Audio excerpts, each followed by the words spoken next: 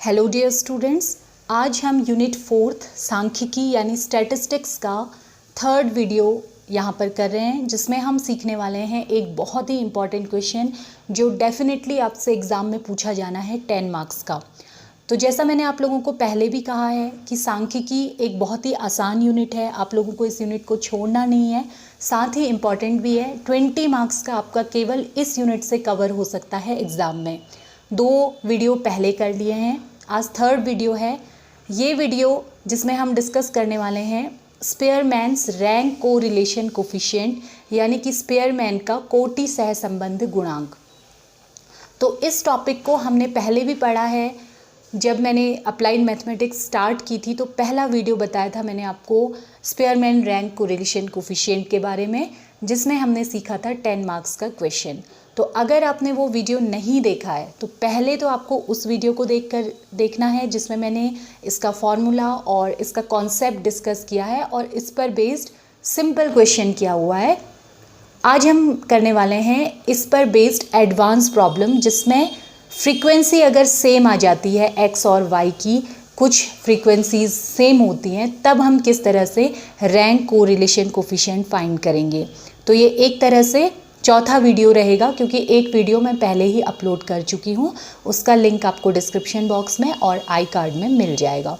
तो अब हम देखते हैं इस पर बेस्ड एडवांस प्रॉब्लम हम कैसे करेंगे। ये भी आपका एग्ज़ाम में पूछा जा सकता है। जो पिछले वीडियो में डिस्कस किया वो तो इम्पॉर्टेंट है ही, ये क्वेश्चन भी इम्पॉर्टेंट है। दोनों में से कोई एक क्वेश्चन 10 मार्क्स का डेफिनेटली आना है, ये मैं 100% गारंटी के साथ कह सकती हूँ। तो इसे ज़रूर आज ही आप लोगों को सीख लेना है। तो देखिए यहाँ पर को जो मैंने क्वेश्चन किया है, अब बाकी चीज़ें ज़्यादा डिटेल में नहीं पढ़ेंगे क्योंकि पिछले वीडियो में मैंने ये सब बताया हुआ है। यहाँ पर है हमारा स्पेयरमैन का कोटि सहसंबंध गुणांक ज्ञात कीजिए, यानी स्पेयरमैन्स रैंक को रिलेशन कोफिशिएंट आपको फाइंड करना है। एक्स और वाई की कुछ वैल्यूज़ दी हुई हैं और इनकी हेल्प से आपको रैंक को रिलेशन कोफिशिएंट, जिसको हम रो से रिप्रेजेंट करते थे और इसका फॉर्मूला होता था rho equals to 1 minus 6 sigma D square upon N square minus 1। तो ये फार्मूला आपको लर्न कर लेना है।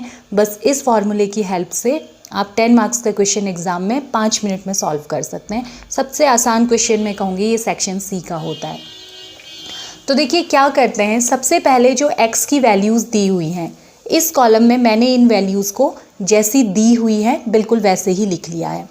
उसके बाद y जो है, y की वैल्यूज़ को भी y के नीचे कॉलम में जैसी दी हुई है वैसे ही लिख लिया है। अब ये होता है रो x, रो के नीचे छोटा सफिक्स x लगाया हुआ है, रो x रिप्रेजेंट करता है x की रैंक को। अब रैंक क्या चीज़ होती है, बड़ी आसान सी चीज़ होती है। जैसे आपकी क्लास में कुछ बच्चों के मार्क्स आते हैं तो जिसके हाईएस्ट मार्क्स आते हैं आप उसे फर्स्ट रैंक दे देते हैं, जिसके सेकंड हाईएस्ट मार्क्स आते हैं आप उसे सेकंड रैंक दे देते हैं। तो बिल्कुल वही चीज़ हमें यहाँ पर भी करनी है। एक्स की वैल्यूज़ देखनी है और देखना है कि सबसे हाईएस्ट वैल्यू, सबसे बड़ा मान कौन सा है, उसकी रैंक हो जाएगी 1। रो एक्स लिखा हुआ है तो आपको एक्स की वैल्यूज़ को देखना है। तो आप देखेंगे x की आपको हाईएस्ट वैल्यू कौन सी दिखाई दे रही है, 81 इन सब में सबसे बड़ी वैल्यू है, तो आप 81 के आगे इसको रैंक दे देंगे 1।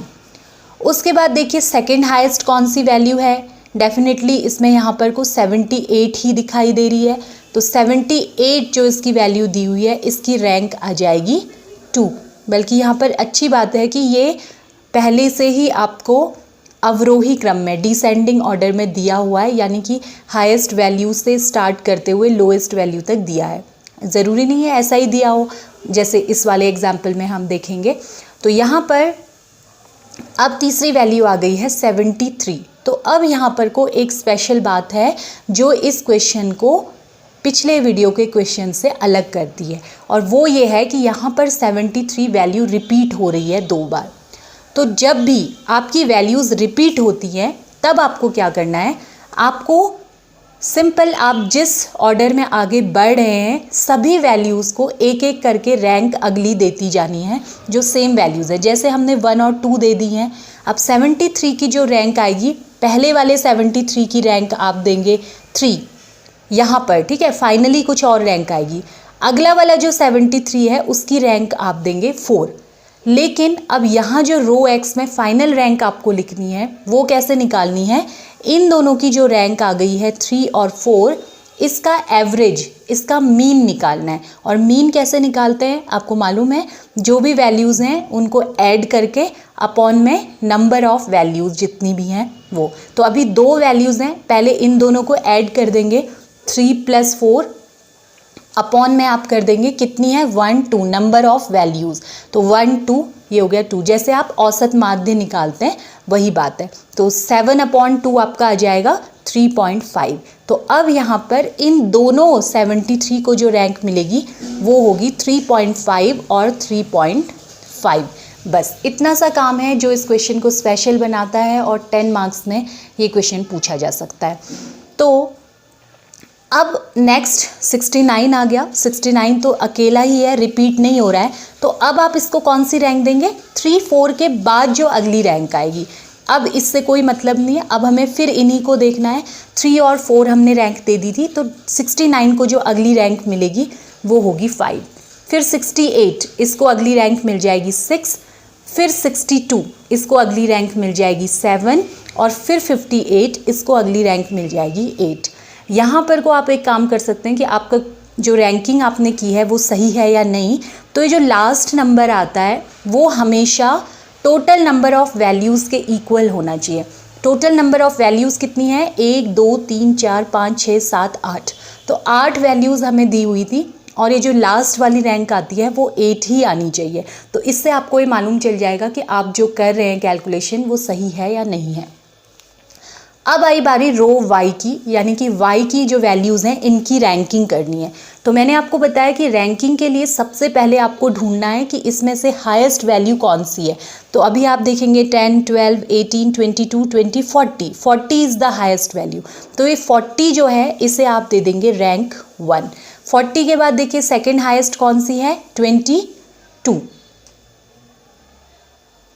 तो सेकेंड हाईएस्ट जो आपकी वैल्यू आ रही है वो मैंने गलत लिख दिया है। तो बिल्कुल इसी तरह से आपने x की जैसे रैंकिंग की वैसे ही आपको y की रैंकिंग करनी है। y की वैल्यूज़ में देखना है कि हाईएस्ट वैल्यू कौन सी है। तो आप देखेंगे ध्यान से, आपको दिखाई देगा कि 24 जो है यहाँ पर हाईएस्ट वैल्यू है और इसको आप रैंक दे देंगे 1। इसके बाद सेकेंड हाईएस्ट वैल्यू आप देखेंगे ये है 22। तो ये दूसरे नंबर की हाईएस्ट वैल्यू है, तो इसे हम रैंक दे देंगे 2। इसके बाद थर्ड नंबर की हाईएस्ट वैल्यू है 20, तो इसे हम रैंक दे देंगे 3। अब बात आ गई फोर्थ नंबर पे। तो 10 12 18 18 फोर्थ नंबर पे है, लेकिन यहाँ पर 3 18 है। तो जैसा मैंने आपको कहा आपको एक एक करके देनी है 4 5 6, लेकिन यहाँ जो फाइनल रैंक आएगी वो तीनों की इक्वल आएगी। और क्योंकि तीनों मार्क्स इक्वल हैं या तीनों वैल्यूज़ इक्वल हैं तो तीनों को इक्वल रैंक मिलेगी। लेकिन कितनी, वो रैंक मिलेगी इन तीनों के मीन यानी कि माध्य के बराबर, इन तीनों के एवरेज औसत के बराबर। तो औसत कैसे निकालते हैं, तीनों को सम कर देंगे, 4 + 5 + 6 अपॉन कर देंगे टोटल नंबर ऑफ़ वैल्यूज़ 1 2 3। कितनी है, 3 है, तो 1 2 3। तो ये देखिए कितना हो जाएगा 15/3, यानी कि ये आपका हो जाएगा 5।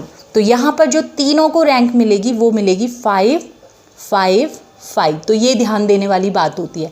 1 2 3 4 रैंक किसी को नहीं मिल रही है, 5 उसके बाद आ गई है। अच्छा, अब इसके बाद क्या होगा, नेक्स्ट वैल्यू। अब 18 के बाद अगली हाईएस्ट वैल्यू क्या है, 12। तो इसको जो वैल्यू देनी है वो इसी के बाद वाली देनी है। 4 5 6 तक हो गया था हमारा, 6 के बाद जो वैल्यू आएगी वो आ जाएगी 7। तो 12 की रैंक आ जाएगी 7। तो ध्यान दीजिएगा कि यहाँ जब आप जो सिमिलर टर्म्स हैं उनकी रैंक निकालने के लिए आप कंजिक्यूटिव ऑर्डर में क्रमागत रूप से वैल्यूज़ देते हैं, रैंक देते हैं और उनका माध्य यानी मीन निकालते हैं, सबकी सेम रैंक आ जाती है। फिर उसके बाद जो नेक्स्ट वाली रैंक आती है वो यहाँ पर आप देखते हैं कि लास्ट रैंक क्या थी, उसकी अगली रैंक आ जाएगी नेक्स्ट वैल्यू की। तो 12 की रैंक आ गई 7 और लास्ट में बच गया 10, आखिरी वैल्यू जो सबसे छोटी है इसकी रैंक आ गई 8। तो फिर वही आपको ध्यान देना है कि यहाँ पर को जो हाईएस्ट रैंक आएगी 8 वो नंबर ऑफ़ वैल्यूज़ के इक्वल होनी चाहिए, 1 2 3 4 5 6 7 8। तो 8 इसकी हाईएस्ट वैल्यू आ गई है। तो अब काम बहुत आसान है, रो एक्स और रो वाई ही सबसे इंपॉर्टेंट होता है। अब आ गया डी। डी निकालने के लिए क्या करते हैं, डी होता है आपका रो एक्स डिफरेंस रो वाई। डिफरेंस का मतलब यह है कि आपको केवल अंतर देखना है, उसका चिन्ह नहीं देखना है। प्लस माइनस कुछ भी हो, आपको बड़ी वाली वैल्यू से छोटी वाली वैल्यू को माइनस कर देना है। तो रो एक्स और रो वाई का अंतर डिफरेंस हम देख लेंगे, ये माइनस ना होके ये चिन्ह कहलाता है डिफरेंस। तो इन दोनों में 8 बड़ा है 1 छोटा है, 8 माइनस 1 आपका आ जाएगा 6। यहाँ पर आप देखेंगे 7 में से 2 माइनस करेंगे, ये आपका आ जाएगा 5। यहाँ पर 5 में से 3.5 माइनस करेंगे, ये आपका आ जाएगा 1.5। यहाँ 5 में से 3.5 माइनस करेंगे 1.5। यहाँ 5 से 5 माइनस करेंगे 0। 6 में से 2 माइनस करेंगे 4। 7 में से 3 माइनस करेंगे 4। 8 में से 1 माइनस करेंगे 7। तो ये आ गया हमारा डिफरेंस। इसके बाद आ गया डी स्क्वायर।